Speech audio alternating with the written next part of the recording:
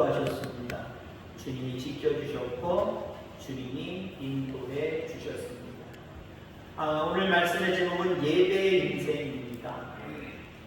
여러분들의 인생을 한마디로 정의한다고 한다면 여러분들은 무슨 인생이라고 여러분들의 인생을 평가하시겠습니까? 어떤 사람들은 그럴 겁니다. 그냥 어렸을 때부터 힘들어서, 부모님 때부터 힘들어서 학교도 잘 가지 못하고 그때부터 농사 겪고 그냥 고등학교, 대학교 가지도 못하고 그때도 많이 일했고 자녀들 결혼해서 자녀 키우면서 자녀들 학비 뒷바라지 하냐 지금까지 나는 일하는 인생을 살았습니다. 많은 성도들, 많은 사람들 가운데는 나는 일꾼의 인생을 살았다라고 하는 사람들이 지금도 많을 겁니다. 아마 30년, 50년 전엔 더 많았고요. 그냥 일 속에 파묻혀서 살았지요. 그래서 자기의 인생이 가만히 뒤돌아놓고 바라보니까 나는 완전히 일꾼 인생을 살았네. 그런 분들이 상당히 많을 겁니다. 지금 주 5일 근무하고 있지요. 언제가 될지 모르지만 지금 4.5일째가 슬슬 이제 바람이 불어오고 시작합니다. 이게 좀 약간 적그리스도적인 행정입니다. 왜냐하면 지난번에 예전에 우리가 주 6일 근무를 했잖아요. 토요일 날도 반까지만 일하고 주일만 쉬었잖아요. 그 주일만 하루만 쉬니까 교인들 중에 어디 내가 좀 노는 인생을 한번 살아보자, 취향의 인생을 살아보자 이런 사람들 별로 없었어요. 왜? 그날만 그냥 교회 가고 빨리 돌아와서 하루 쉬어야 월요일부터 나가 또 6일 동안 일해야 되니까 그랬거든요. 근데 주 5일로 바뀐 다음부터 교회의 자리들이 비어가기 시작합니다. 오늘 제목의 말씀처럼 예배 인생을 살아갔던 많은 성도들이 이제는 들로 산으로 나는 즐기는 인생을 살 거야. 나는 쉬야만의 인생을 살아갈 거야. 여유를 즐기는 그런 사람이 될 거야. 라고 하는 모습으로 세상으로 돌아가 버렸다라는 겁니다. 여러분들의 인생을 평가할 때, 하나님 또한 여러분의 인생을 평가할 때, 여러분 예배의 인생이 되기를 주의 이름으로 축원합니다. 예배를 빼버리면 내 인생이 뭐지? 나한테 남는 게 별로 없네? 그 정도 돼야겠지 않겠습니까? 목회자만이 나오는 이야기가 아니에요. 늘 언제나 여러분의 인생을 평가할 때 예배 인생이 되기를 주의 이름으로 축원합니다. 오늘 여호수아 10장은 큰 승리의 장으로 두 가지 기적을 기록하고 있습니다. 우박으로 승리한 일, 그리고 태양과 그 다음에 달이 멈추었던, 그래서 그것으로 인하여서 얻었던 승리를 거둔 일, 이 두 가지 승리에 대해서 말씀하고 있다라고 하는 거죠. 예루살렘 왕 아도니 세덱입니다. 아직 이스라엘이 가나안 땅 예루살렘을 점령하지 못할 때였으니까 가나안 원주민이겠죠. 지금으로 보면 이방인들이겠죠. 거기에 이 예루살렘 왕이 5개 연합군과 더불어서 지금 이스라엘 민족과 그 주변에 있는 사람들에게 위협을 하면서 전쟁을 걸어온 겁니다. 자, 이 전쟁에 승리를 거두지요. 그리고 승리할 뿐만 아니라 가나안 남방 쪽을 완전히 정복하게 됩니다. 지금 여호수아가 이제 요단을 건너서 하나님의 명령대로 약속한 가나안 땅을 점령해 가는데 지금 겨우 여리고 성과 아이 성만 지금 함락할 정도입니다. 이스라엘 땅이 이 정도면 요만큼 지금 밑부분에서 요만큼 지금 함락하고 있는 거예요. 근데 이번 전쟁의 승리로 많은 남방 지역의 이스라엘 땅, 가나안 땅을 점령하게 되었다라고 하는 겁니다. 자, 그런데 이 두 가지 기적을 통해서 나타난 승리는 완전한 승리라기보다는 중간적인 승리였습니다. 앞으로 승리할 것이 더 많이 남아있는 그런 모습이었다는 거죠. 하나님이 이 가나안 땅을 다 점령하기를 원하시는데 이제 남방 얼마 정도만 지금 점령했기 때문에 이 중요한 전쟁에서 승리한 것은 완전한 승리가 아니라 이제는 더 승리해야 될 일만 남아있다는 거죠. 그럼 남아있는 그 승리를 위해서 어떻게 해야 되느냐, 어떤 모습으로 우리가 서 있어야 되느냐, 그것이 오늘 우리에게 주는 말씀임을 기억하길 바랍니다. 삶을 살아가면서 여러분도 중간중간 승리의 역사들이, 승리의 은혜들이 있을 겁니다. 그것으로 만족하지 마시기 바랍니다. 여러분의 인생이 더 많이 남았잖아요. 남아있는 인생 속에서 얻어질 승리 기대하시고, 오늘 본문의 말씀처럼 내가 그럼 나머지를 더 승리하기 위해서 어떤 자세로 서 있어야 될 것인가, 이 부분에 대해서 생각하며 은혜 받게 되기를 주의 이름으로 축원합니다. 자기 자신의 유익만을 위해서 힘을 쓰면 그 힘이 약해질 때가 있습니다. 그런데 하나님이 주시는 힘을 가지고 다른 사람을 사랑하고 다른 사람들을 섬기면서 사용하는, 그 힘을 사용하면 그 힘이 증폭되는, 그 힘에 하나님의 힘까지 얹어지는 놀라운 역사가 있음을 기억하시기 바랍니다. 지금 전쟁을 벌이기 전에 이 상황을 한번 생각해 보세요. 지금 여호수아가 누군가를 돕고 있는 겁니다.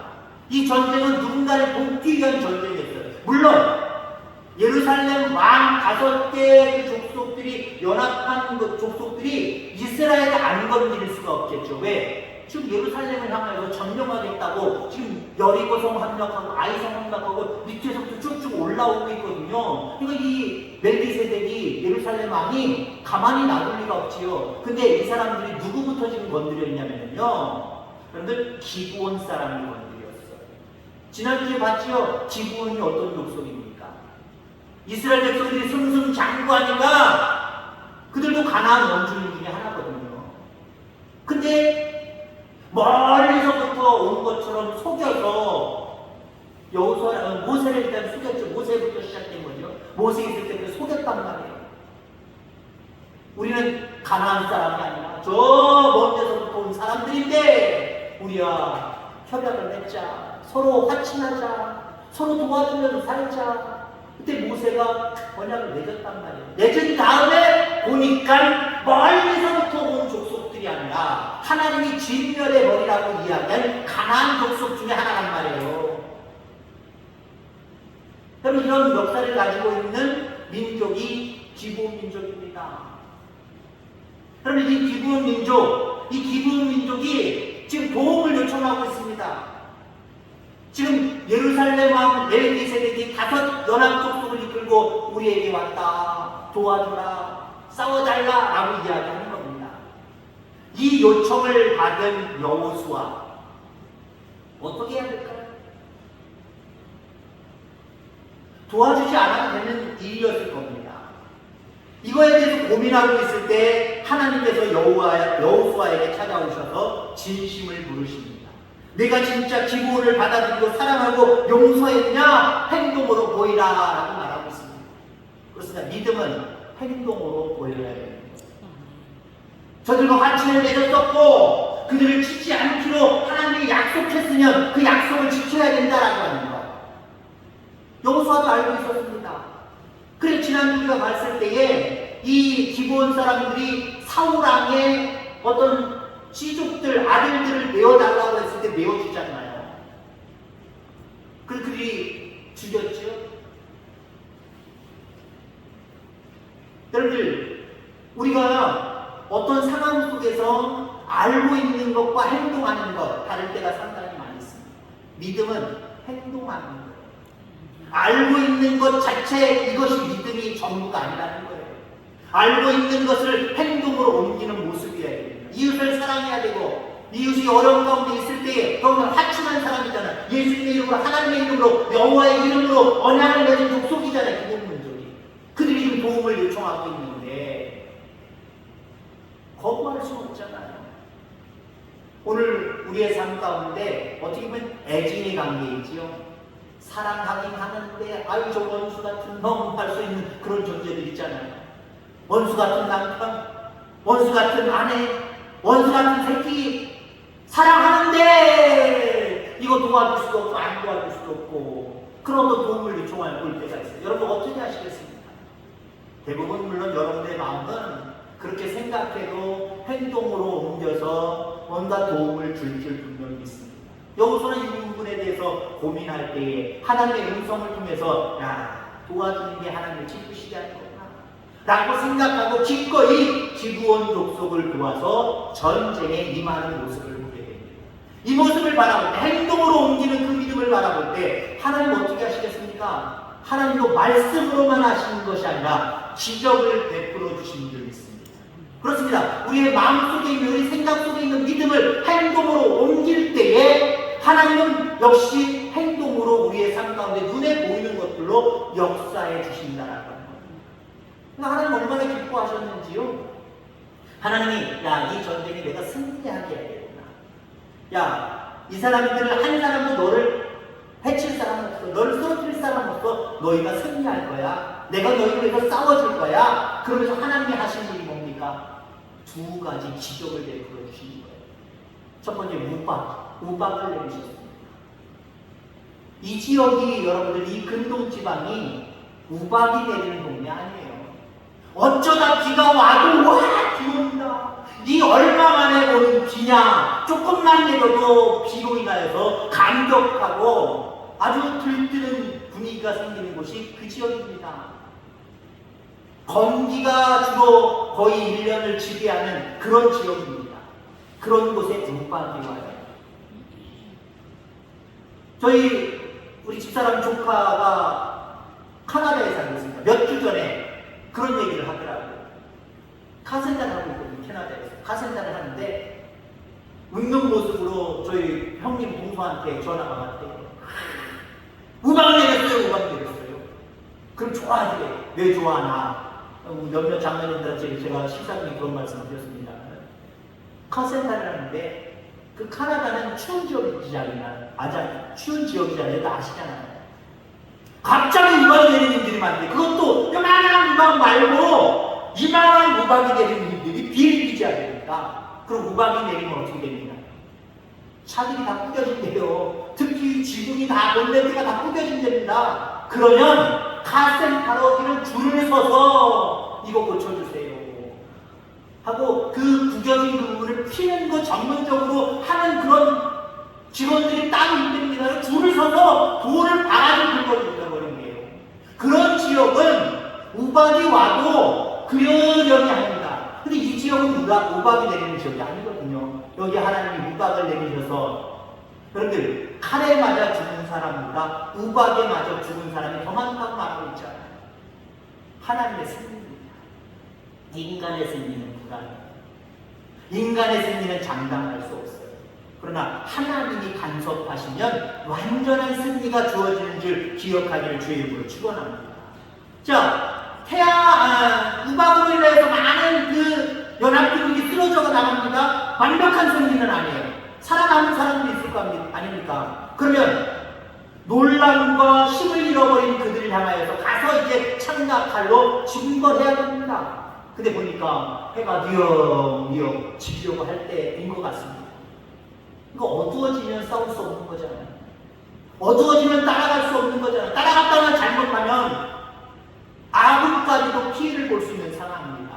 그때 여호수아가 기도합니다. 하나님, 태양을 멈춰주시면 안 될까요? 여러분들, 하나님 그런 기도 들어주실까요? 안 들어주실까요? 유일한 겁니다. 성경에 유일한 겁니다. 안 들어주세요. 오늘 본문에만 유일한 사건입니다. 절대로 자연 법칙을 어그르는 그 일을 하나님이 하시지 않습니다. 못하셔서가 아니라 그것까지 내가 해서 너에게 이걸 보여줘야겠냐? 한마디로 이런 모습이겠지요. 절대로 그렇게 응답받지 않습니다. 근데 하나님이 응답해 주셨어요. 여러분, 기도는 내가 생각할 때 될 만한 것을 구하는 것, 물론 기도입니다. 근데 완전한 기도, 온전한 기도는 어떤 건지 아십니까? 내가 생각할 때, 내가 생각해도 이건 말이 안 돼. 있을 수 없는 일이야. 이것까지도 기도하는 게 진정한 기도. 이런 기도가 여러분들에게 올려지기를 주의 이름으로 축원합니다. 하나님 그것까지도 움직이신다는 거예요. 태양을 멈추게 하고 달을 멈추게 하심으로 말미암아 나머지 그 연합군들을 징벌하여 영원한 승리를 가져오게 했다라고 합니다. 자, 그리고 이 여호수아 10장에는 두 가지 기적을 통해서 승리하는 모습만 보여주지 않습니다. 한 가지를 더 시사해주고 있는데 출발점과 마지막의 중심이 있었다라는 거죠. 의미가 있었다라는 거죠.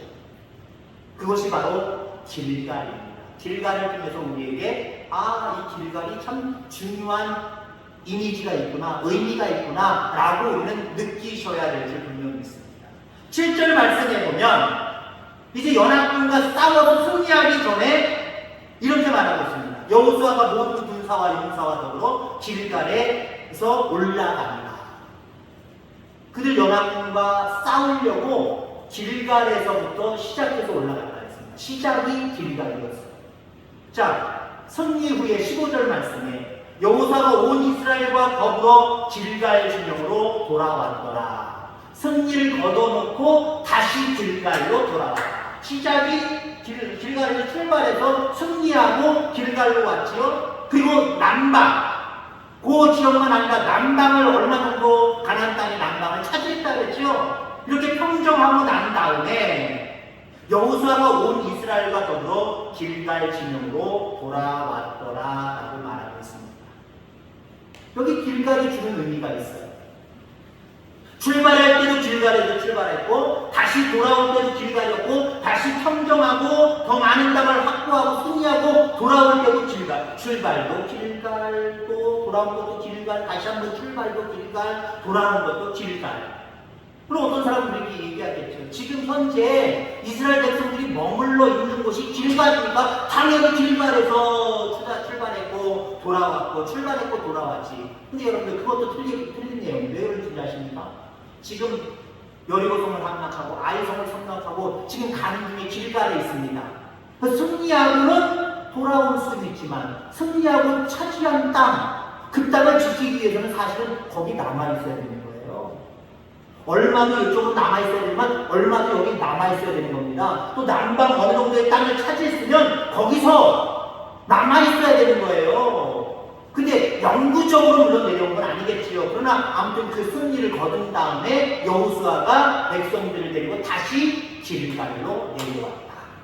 여러분, 길갈의 의미가 있습니다. 길갈은 죄가 굴러갔다, 수치가 굴러갔다 라고 하는 그런 의미가 있다라고 하는 겁니다. 죄가 굴러간 자리가 바로 길갈입니다. 그럼 그 자리에서 돌아와서 한 일이 무엇일까요? 여호수아 5장 10절에 보면 또 이스라엘 자손들이 길갈에 진쳤고 그달 14일 저녁에는 여리고 평지에서 유월절을 지켰으며, 길갈이 어디 근처인지 보게 되는 내용인데 아마 여리고성 그 평지 거기에 있는 것 같습니다. 거기에서 어떻게 했대요? 유월절을 지켰다. 다른 말로 얘기하면 예배드렸다. 그러니까 어떻게 해석할 수 있냐면요, 싸우러 갈 때 하나님께 맡기고 예배하고 출발했고, 우박과 태양이 멈춘 사건을 통해 승리하고 돌아와서 예배를 통하여 하나님 앞에 영광을 올려드렸고, 또 남방 어느 정도의 땅을 차지할 때 출발할 때도 하나님께 승리가 있음을 믿고 예배드리고 출발했고, 그 모든 땅을 차지하고 돌아와서 예배드렸다. 그러니까 여호수아는, 이스라엘 민족은 출발도 예배, 중간 승리도 예배, 다시 출발도 예배, 온전한 승리 후에도 예배. 예배 인생이었다는 거죠. 언제나 늘 예배로 하나님 앞에 영광을 올려드리고 예배를 통하여 하나님을 의지하고 하나님께 맡기는 인생이었다라고 합니다. 여러분의 삶도 예배 인생이 되기를 주의 이름으로 축원합니다. 하나님께 맡기시길 바랍니다. 맡기죠. 당연히 내가 신앙생활 몇 년 했는데 몇십 년 맡기지요. 아까도 얘기했죠. 알고 있는 게 행동으로 옮겨져야 된다고. 그럼 우리가 맡긴다 그러면 보통 내 생각 속에 연초에 내가 하나님을 맡긴 거 아시죠? 맡겼어요. 보통 이렇게 그냥 퉁쳐버리고 말아요. 근데 여러분들, 맡긴 사람은 늘 순간순간 예배의 자리로 돌아와야 된다는 거예요. 예배의 자리와 네 일상의 자리로 오고 가면서 날마다 예배 중심의 삶을 살아가야 된다. 예배 인생을 살아가야 된다는 거예요. 여러분, 예배에 대한 점수를 여러분 각자 자기 자신의 점수를 몇 점 주시겠습니까? 몇 점? 여러분들, 운전면허증 그 필기 볼 때 60점 넘어야 됩니다. 실기할 때도 몇 점인지 정확히 잘 모르겠습니다만 아무튼 60점으로 기억을 하고 있어요. 내 인생의 길을 편리하게 가기 위해서 운전면허를 따는데도 60점이 필요하다면 영원한 생명의 길을 걸어가는데 가장 중요한 건 뭡니까? 예배잖아요. 믿음이잖아요. 그 믿음의 점수 하나는 몇 점 요구하실까요? 그건 제 생각입니다만 60점은 되지 않아야 될까요? 운전면허도 세상의 길을 찾아가는, 세상의 길을 편리하게 가는 그 길을 터득하는 데도 있어서 유용하게 하기 위해서 60점이 필요한데 영원한 생명의 길을 찾아가는 신앙생활, 예배생활을 하나님 바라보실 때 몇십 점을 요구하실까요? 60점을 요구하신다고 생각이 되어집니다.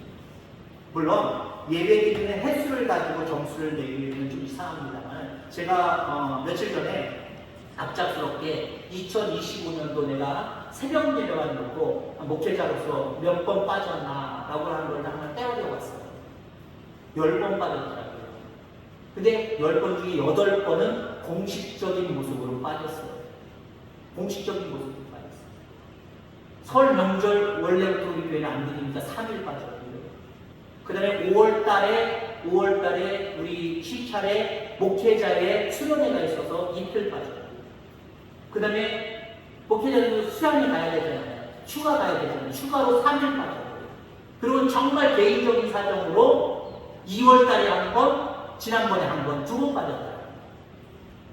점수로 한 사람이니까, 세명님만 점수로 한 사람이니까 99점이에요. 99점. 물론 목회자가 100점이어야지요. 그러면 좋겠지요. 여러분들의 점수는 어떻게 평가하시겠습니까? 그것만 가지고 온전하게 평가할 수는 없겠습니다만은 여러분 하나님 앞에 예배드리는 예배 인생으로서 여러분들의 점수를 한번 매겨보시기를 바랍니다. 여러분들의 점수는 몇 점인가? 남의 점수에 관심 갖지 말고 내 점수는 도대체 몇 점인가? 그 부분에 대해서 관심 갖기를 간절히 바랍니다. 그래서 예수님께로부터 하나님께로부터 너는 참 예배 인생을 사는구나. 나 없으면 죽는구나. 나만 찾고 있구나. 시작할 때는 나를 찾고 있고 중간에는 나를 찾고 있고 끝까지 나를 찾는 인생을 살아가고 있구나. 이렇게 인정받을 수 있는 예배 인생을 살아가시길 바랍니다. 그래서 하나님이 오늘 이 예배 인생을 사는 여호수아와 이스라엘 백성들에게 기적적인 은혜로 우박과 태양을 멈추게 하신 일로 큰 승리를 거두게 하신 것처럼 여러분들도 예배 인생을 살아갈 때 진정한 기적과 표적의 역사들이 나타나고 여러분들 가운데 참된 승리의 역사가 나타나게 되기를 주의 이름으로 축원합니다. 하나님 아버지 감사합니다. 오늘도